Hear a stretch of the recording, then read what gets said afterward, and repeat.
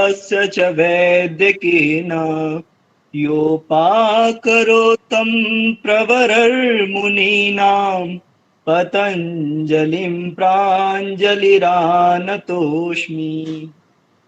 योगेन चित्तस्य अर्थात योग से चित्त की शुद्धि कराने वाले महर्षि पतंजलि, पदेन वाचाम व्याकरण के माध्यम से हमारी वाणी की शुद्धि कराने वाले महर्षि पतंजलि।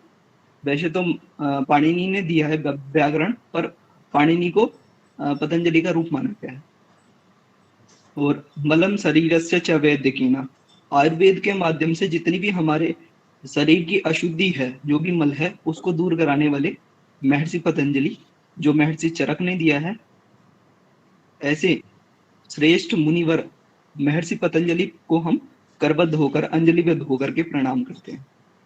अति सुंदर, बहुत ही सुंदर प्रिंस जी, वेरी नाइस। चलो आज का हम स्टार्ट कर लेते हैं। विभूति पाद हम कर रहे थे, पहले 8 सूत्र हमने कर लिए थे, उनका जल्दी से हम रिकैप ले लेते हैं और उसके बाद आगे करेंगे। और आज के जो हम नए सूत्र करेंगे वो बहुत ही ज्यादा इम्पोर्टेंट है, बहुत ही ज्यादा, ठीक है? तो उनको ध्यान से जरूर सुनना, ठीक है? तो यहाँ पर सबसे पहले जो है रिकैप लेते हुए, सबसे पहला जो सूत्र है देश बंधस्य चित्त से धारणा, जो हमारे अष्टांग योग थे उनके अंदर जो अंतरंग थे, उनमें से सबसे पहला जो अंतरंग है वो धारणा आता है। और धारणा से मतलब बताया गया था कि क्या है, देश यानी कि किसी भी स्थान पर चित्त को बांध देना, वो धारणा कहलाता है। उसके बाद दूसरा सूत्र की तत्र, उससे क्या घटित होता है, प्रत्येक एक तांता ध्यानम, और जब वो एक तांता हो जाती है, उसके अंदर एकाग्रता बढ़ जाती है, तो उसको ध्यान कहा गया है, ठीक है?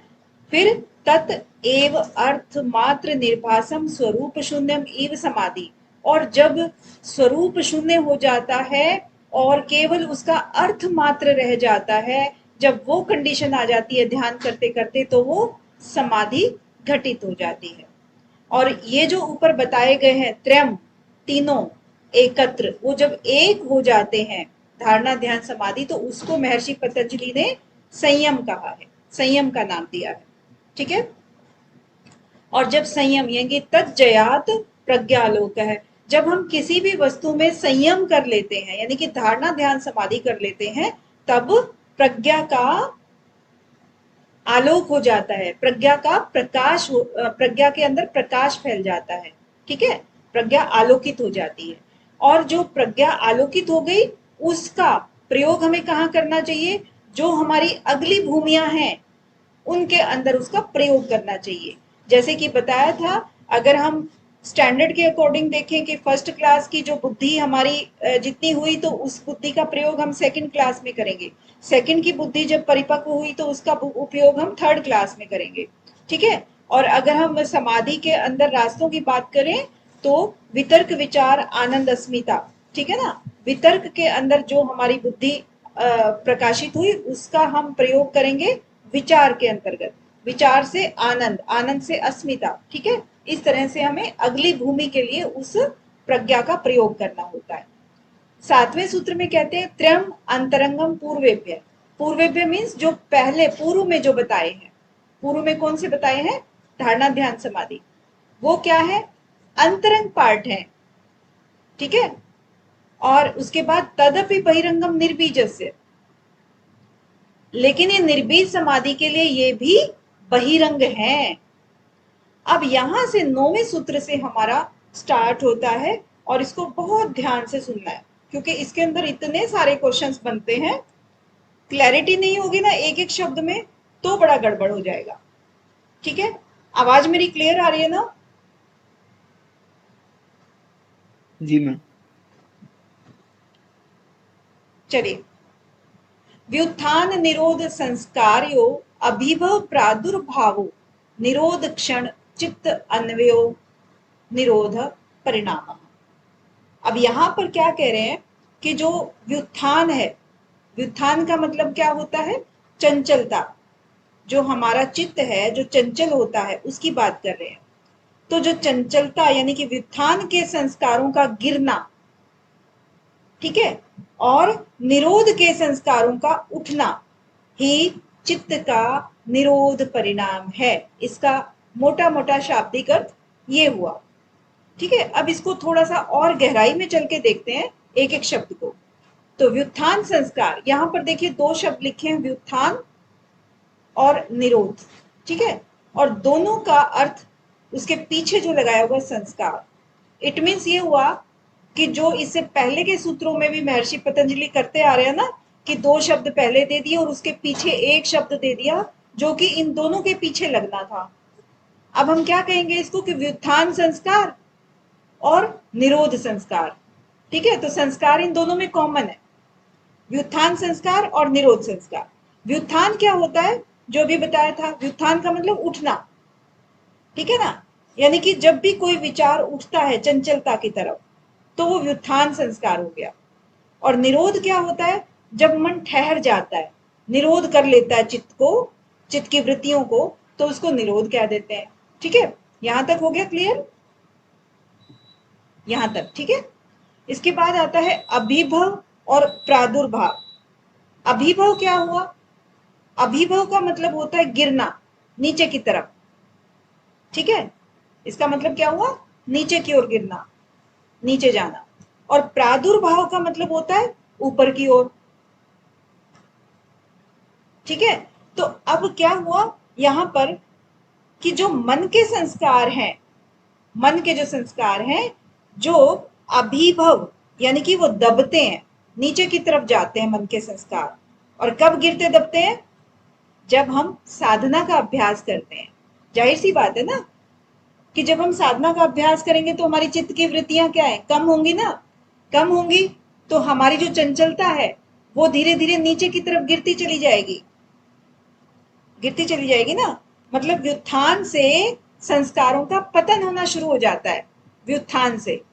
व्युत्थान जब होगा संस्कारों का, और हम जब साधना का अभ्यास करेंगे, तो हमारे वृत्तियों को खत्म होना ही पड़ेगा, धीरे धीरे करके कम होना ही पड़ेगा। ठीक है ना, तो चंचलता हमारी कम हो गई। और जब हमने निरोध किया, तो निरोध का क्या हुआ, प्रादुर्भाव हो गया। जो निरोध संस्कार था, जिसके अंदर हमारे जो प्रैक्टिस हम कर रहे थे, अभ्यास कर रहे थे कि हमारी चित्त की वृत्तियां ना हो, तो ये क्या हुआ, प्रादुर्भाव। ठीक है ना, एक तरफ चंचलता नीचे की तरफ जा रही है और निरोध संस्कार हमारा बढ़ता जा रहा है। ये उसी जो एक होती है ना, किसको क्या बोलते हैं, जो तखड़ी बोलते हैं ना, जिसमें हम सामान तोलते हैं, एक तरफ क्या होता है दूसरी तरफ क्या होता है। तो जिस चीज को हम जितना जिस चीज के ऊपर रखेंगे, तो वो चीज तो बढ़ती जाएगी और दूसरी चीज घटती जाएगी। तो इसी तरह से जब हम अभ्यास करते हैं, तो हमारा व्युत्थान यानी चंचलता हमारी नीचे की तरफ जाएगी और निरोध संस्कार हमारा ऊपर की तरफ जाएगा, यानी कि उसमें हमारा एकाग्रता बढ़ती जाती है।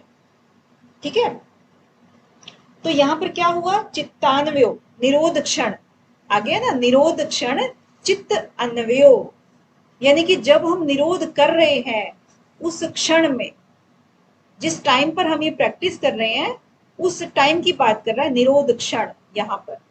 ठीक है, चित्त अन्वयो यानी कि चित्त का अन्वय करता है, उसका अनुगमन करता है। चित्त जैसा भी सोचता है उसी के पीछे पीछे चलता है, अनुगमन करना। ठीक है ना, तो जाहिर सी बात है, जब हम संस्कारों के व्युत्थान को रोक देते हैं, व्युत्थान संस्कार को, और निरोध संस्कार को हम बढ़ाते रहते हैं, तो धीरे धीरे करके चित्त में एकाग्रता तो आ ही गई ना। अब चित्त जो जिस तरफ हमें ले जाएगा, हम उसी तरफ चल पड़ेंगे। ठीक है, चल पड़ेंगे ना। तो यहां पर अब आगे जो आएगा उसमें क्या आएगा, एक तो सबसे पहले क्या आया है, अभी निरोध आया है कि हमने निरोध परिणाम किया है अभी, जो 9वें सूत्र में। ठीक है, उसके बाद आएगा हमारा समाधि परिणाम। एक बार क्योंकि थोड़ा सा लेआउट देख लेते हैं, उसके बाद एक्सप्लेनेशन समझने में आसानी रहेगी। फिर आएगा एकाग्र। ठीक है, ये सारे के सारे क्या है, परिणाम है, समाधि परिणाम, एकाग्र परिणाम। यहां पर देखो ना, 9वें सूत्र में लिखा है निरोध परिणाम।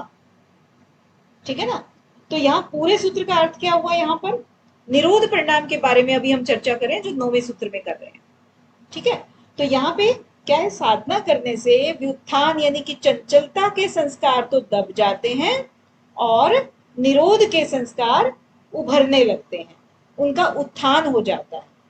तो उस निरोध काल के क्षण में, जब हम निरोध काल कर रहे हैं, उस टाइम पर जब हम अभ्यास कर रहे हैं, तब तब उस टाइम में चित्त में निरोध के ही संस्कार उपस्थित रहते हैं, क्योंकि चित्त जो है ना उसी का अन्वय करता रहता है निरोध के टाइम का। जैसे हम चित्त वृत्तियों को रोक रहे हैं तो उसी का अन्वय करता रहता है, और जब उसी का अन्वय करेगा, उसके पीछे पीछे चलेगा, तो वो ही चित्त का निरोध परिणाम हो गया। ठीक है ना, समझ आ गया ना? कोई इसमें डाउट? माइक खोल के बता देना, नहीं तो मुझे वो लगेगा। जी मैम, जी समझ पा रहा हूँ। समझ आ गया? ठीक है, ओके। चलिए नेक्स्ट करते हैं। देखिए अभी हमारा हो गया निरोध परिणाम। ठीक है, इनमें से जो हमने 3 परिणाम बताए थे, निरोध परिणाम, समाधि परिणाम, एकाग्र परिणाम, इन तीनों का सीक्वेंस भी बनाना आएगा कि सबसे पहले कौन सा आता है, फिर बाद में कौन सा आता है। ठीक है, और इसमें भी आपके जो एक एक शब्द को अगर आपने नहीं पढ़ा तो उसमें क्वेश्चन में आपको गड़बड़ हो जाएगी। यहाँ पर एक एक शब्द को पढ़ना बहुत जरूरी है। कैसे? जैसे व्युत्थान निरोध संस्कार्यो अभिभव प्रादुर्भावो, अगर आपको सिर्फ इतना सा दे दिया और पूछा गया कि ये कौन सा परिणाम है, नीचे आपके ऑप्शंस दे दिए कि निरोध, समाधि और एकाग्रता, तो आपको इसमें बताना होगा कि कौन से परिणाम के बारे में बात कर रहा है। इसीलिए सूत्र का याद करना बहुत जरूरी है, उसके एक एक अक्षर को देखना बहुत जरूरी है। ठीक है, अब देखिए निरोध परिणाम हमने समझ लिया है। इसके बाद घटित क्या होता है निरोध परिणाम से? तस्य प्रशांत वाहिता संस्कारा। तो यहां पर क्या हुआ? उससे, तस्य का मतलब है उससे। उससे किससे? जो हमने प्रैक्टिस करी थी, किसकी? निरोध के संस्कारों का जो उत्थान किया था, उसकी जो हमने अभ्यास किया था, उससे। ठीक है, तो यहां पर क्या कह रहे हैं? उससे प्रशांत, तस्य के बाद प्रशांत। ठीक है ना, प्रशांत का मतलब क्या होता है? शांति एकदम से, क्योंकि प्र जब लगता है ना, प्र और शांत, शांत का मतलब आपको सबको पता ही है, शांत होता है, और प्र लग गया तो इसका मतलब शांति को और भी ज्यादा वो जोर दे रहा है, शांति के ऊपर और भी ज्यादा प्रेशर डाल रहा है, कि बहुत ज्यादा शांत। ठीक है ना, तो उससे शांत यानी कि बहुत ही अधिक शांत। वाहिता, वाहिता मतलब बहना, जैसे कोई धारा बहती है, लगातार बहती है ना कोई धारा, धारा तो मतलब लगातार बहना, तो उस तरह से यहाँ शांति की धारा बहने लगती है। तो यहाँ पर क्या हुआ? संस्कारात। अब संस्कारात का मतलब यहाँ क्या हुआ कि जो निरोध संस्कार की जो बात की थी इन्होंने, क्योंकि जो निरोध संस्कार को इन्होंने उभारा था, प्रादुर्भाव किया था निरोध का, उसकी प्रशांत वाहिता बहने लगती है। ठीक है ना, निरोध की, यानी कि जब हमने व्युत्थान यानी चंचलता को दबाया और निरोध को हमने उभारा। अब देखिए व्युत्थान जो है ना, उसको हमने अभिभव किया था, उसको हमने दबाया था, और निरोध को हमने प्रादुर्भाव किया था।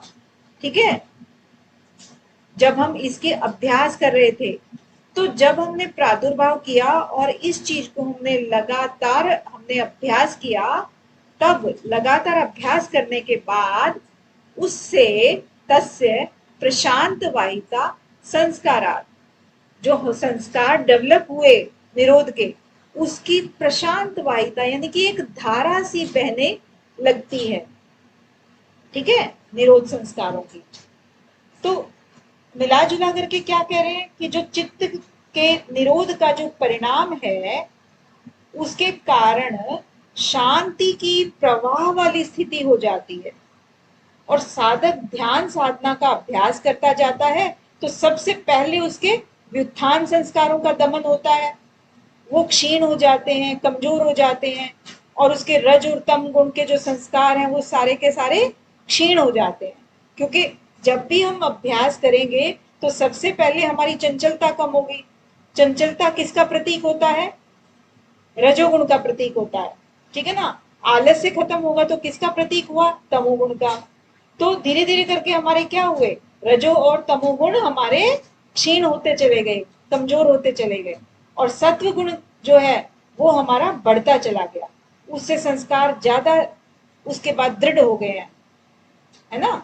तो उस तरीके से कहा गया कि निरोध संस्कार उठ गए और रज और तम गुण के संस्कार गिर गए, ठीक है। तो यहाँ पर इस तरीके से ये कह रहे हैं कि जब निरंतर हम साधना करते हैं तो एक ऐसी स्थिति आती है जो केवल और केवल निरोध के संस्कार ही रह जाते हैं, और जिसने पूरी तरह से व्युत्थान को दबा दिया और संप्रज्ञात समाधि की दृष्टि से ये निरोध परिणाम हो गया। संप्रज्ञात समाधि की दृष्टि से ध्यान रहे, ठीक है ना।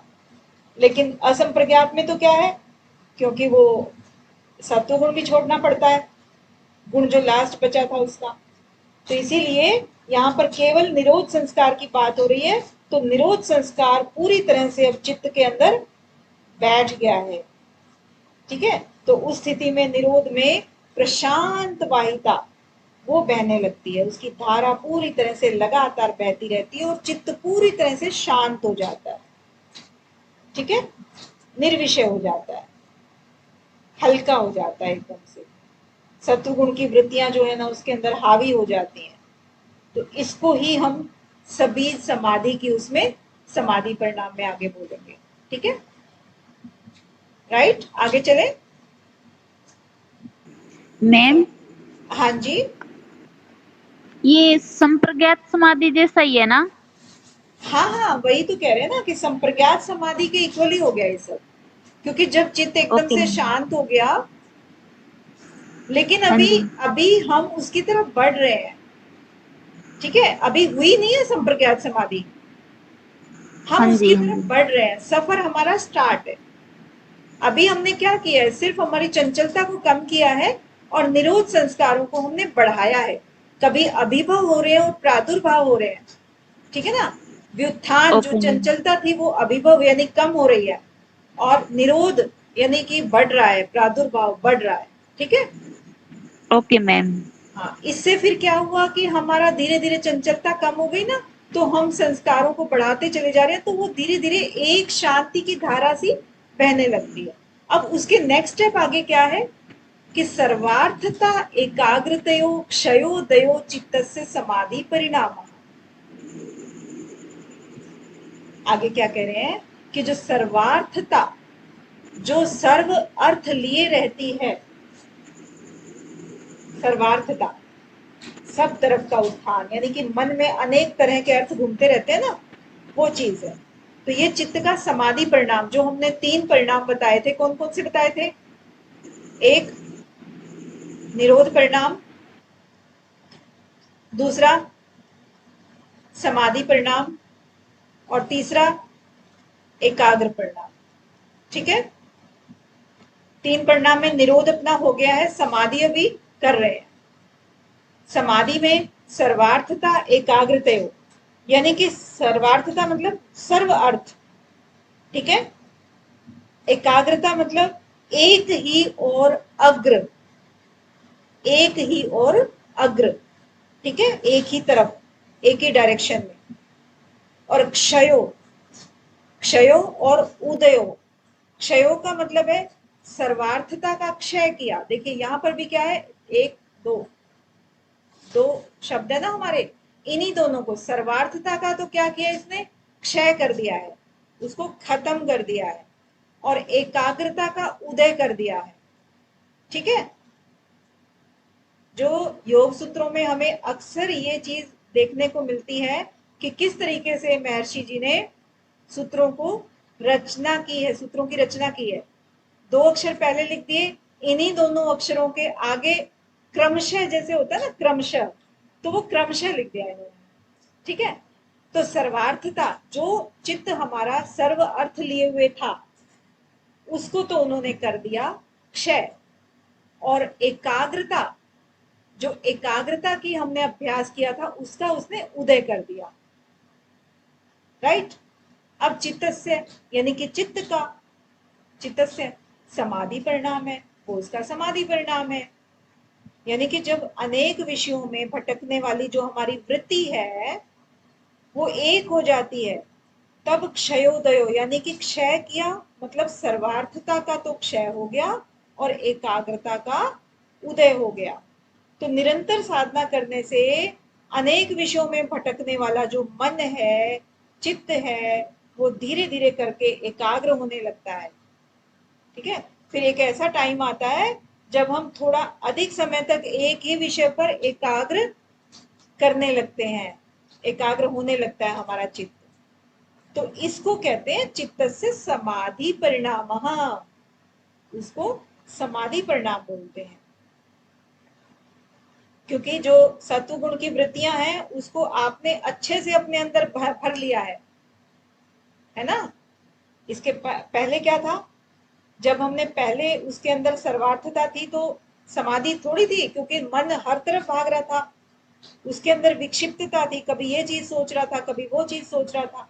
तो अनेक प्रकार के आलंबन जो थे उनके अंदर घूम रहा था। अब आपने सिर्फ और सिर्फ एकाग्र कर लिया है, आलंबन को एकाग्रतयो, ठीक है ना, एक ही तरफ कर लिया है, तो उसमें आपने चित्त को ठहरा लिया, ठीक है। तो वो चीज हो जाती है। अब यहाँ मैम हाँ जी, मैम थोड़ा स्वार्थता का बताना मीनिंग, ये मेरे समझ में नहीं आया। ये यहाँ पर लिखा है सर्वार्थता, ठीक है, यही सेंटेंस लिखा है ना रमन जी। हाँ जी। अब इसको अगर हम संधि विच्छेद करेंगे तो क्या करेंगे, सर्व अर्थ, ठीक है। यानी कि सर्व का मतलब हिंदी में सभी, और अर्थ लगा लो, अर्थ का तो अर्थ ही होता है, यानी कि सभी अर्थ लिए हुए। सभी अर्थ लिए हुए मीन्स, मान लीजिए कि आपका जो चित्त है कोई एक चीज, एक विषय की तरफ सोच रहा है, विषय मतलब कोई भी विषय आप पकड़ सकते हो। आपने सामने टेबल पकड़ी, चेयर पकड़ी, या फिर आपने कोई अपना कोई कपड़ा पकड़ा, कोई भी ड्रेस पकड़ ली, ये ड्रेस किस कलर की है और इस किस कपड़े से बनी हुई है, कपड़े की बहुत सारी वैरायटी होती है ना, ये मुझ पे जमेगी नहीं जमेगी, छोटी है, टाइट है, ये है, वो है। मतलब आपका जो दिमाग है वो हर तरफ भटक रहा है, मुझे लेनी चाहिए कि नहीं लेनी चाहिए, महंगी है, सस्ती है, मतलब इतनी जगह पे जाता है। चीज एक ही है वैसे तो, लेकिन एक तो ये चीज हो गई।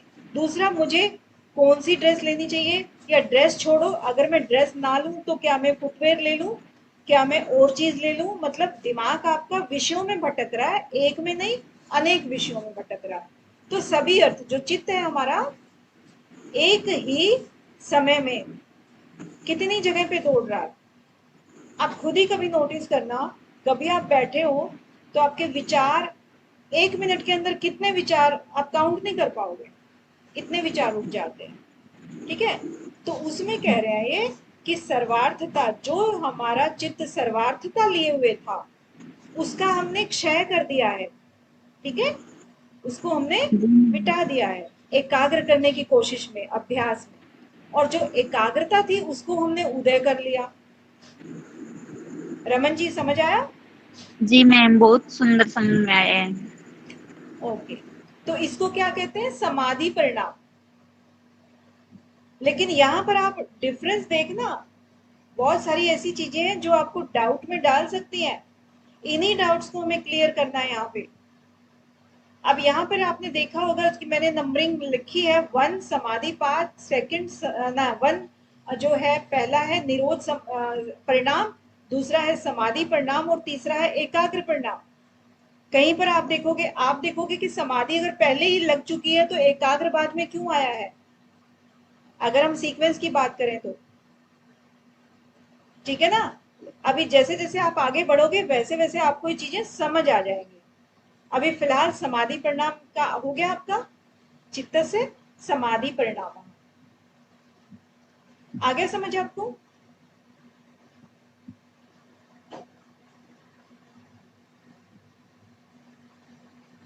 ठीक है, ठीक है। इसके बाद 12वें में क्या कहते हैं? 12वें में चले ना आगे। 12वें में कहते हैं ततः पुनः शांतोदितो तुल्य प्रत्ययो चित्तस्य एकाग्रता परिणामः। अब यहाँ पर इससे पहले कि मैं 12वां शुरू करूं, थोड़ा सा एक चीज मैं हल्के से आपको एक्सप्लेन कर देती हूँ।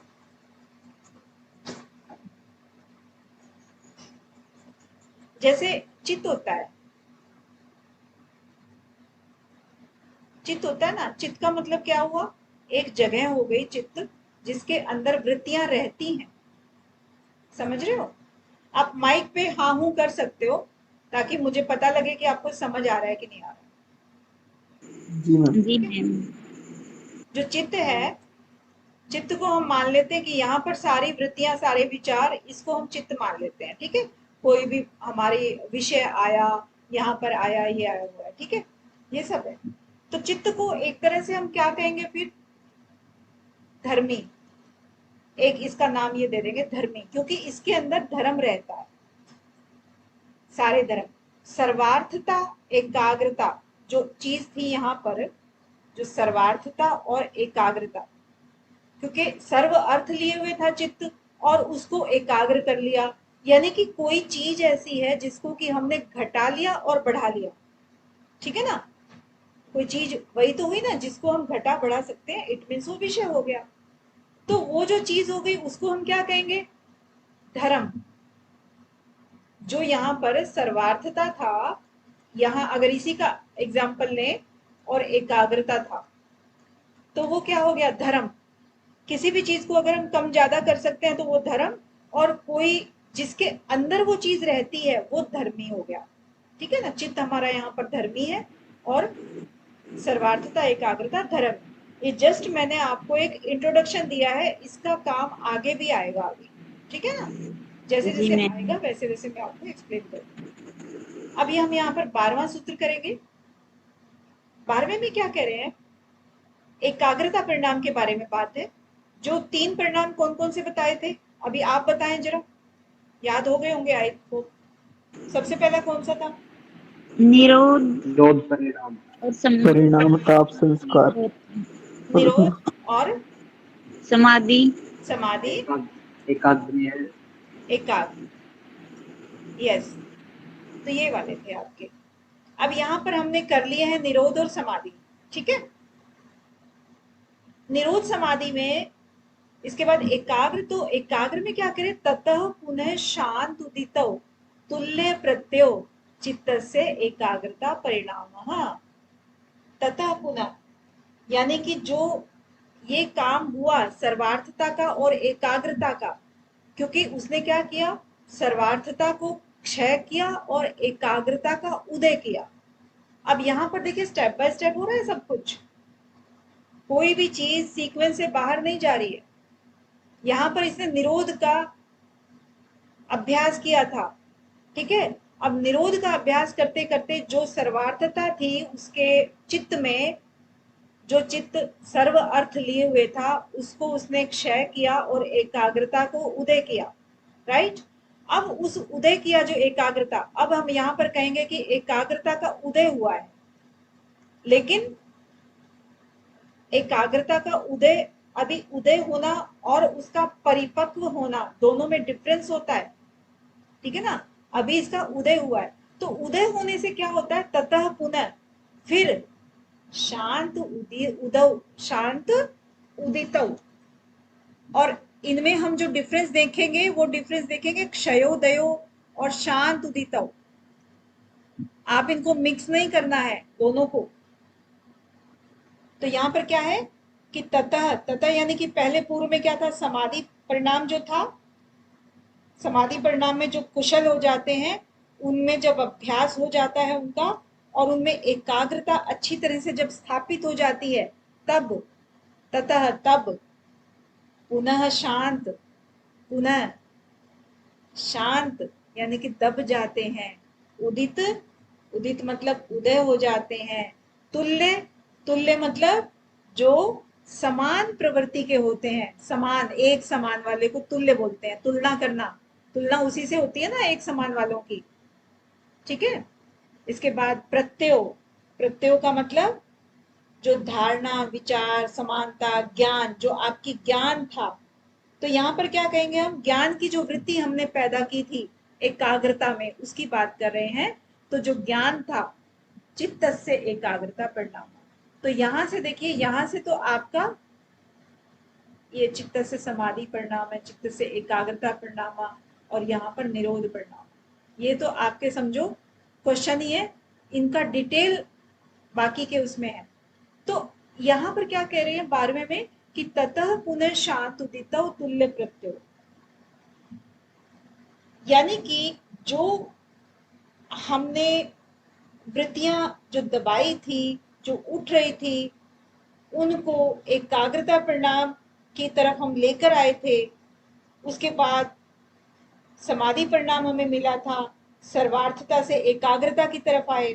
एकाग्रता में कुछ वृत्तियां आपकी उठती रहेंगी, है ना, गिरती रहेंगी, उठती रहेंगी, गिरती रहेंगी। क्षयोदय था उसमें, ठीक है ना, एकाग्रता में क्षयोदय था, कभी उठी कभी गिरी, कभी उठी कभी गिरी। लेकिन हमने लगातार अभ्यास जारी रखा, तो उसको धीरे धीरे करके हम क्या करेंगे, जो समान ज्ञान वृत्ति जो हो गई, उसी ज्ञान की, उसी आलंबन पर तो वृत्तियां उठ रही हैं और दब रही हैं, उठ रही हैं दब रही हैं। अब मान लीजिए जैसे कि यहाँ पर सर्वार्थ तो खत्म हो गया, एकाग्र है, एकाग्र की बात कर रहे हैं। एकाग्र का मतलब क्या हुआ कि आपने कृष्ण जी की मूर्ति यहाँ पर है, मूर्ति कृष्ण जी की, ठीक है, आपने यहाँ पर अपने आप को कंसंट्रेट किया, लेकिन आपका ध्यान तो एकाग्र ही है। लेकिन जो कृष्ण जी का, कभी तो आप देख रहे हो कि कृष्ण जी ने जन्म कहाँ लिया, कभी आप देख रहे हो कि कृष्ण जी के ये गुण थे, उनके भाई कौन थे, उन्होंने लीलाएं कहाँ करी, उनके जन्म कहाँ हुआ। तो सोच तो आप कृष्ण जी के बारे में ही रहे हो, लेकिन कभी तो वो विचार शांत हो जाते हैं और कभी उदय हो जाते हैं। एक समान यानी कि एक ही चीज के ऊपर कंसंट्रेशन है आपका कृष्ण जी के ऊपर, लेकिन विचारों में ऊपर नीचे हो रहा है, कभी वो शांत हो रहे हैं, कभी उदय हो रहे हैं, ठीक है। तो वो चित्त का एकाग्रता परिणाम है। एकाग्र तो है चित्त, कृष्ण जी पे ही है, लेकिन वो कृष्ण जी के बारे में ही, उनके गुणों के बारे में, उनकी घटनाओं के बारे में कभी शांत हो जाता है, कभी उदय हो जाता है। तो इसी तरीके से ये बात हो रही है, राइट।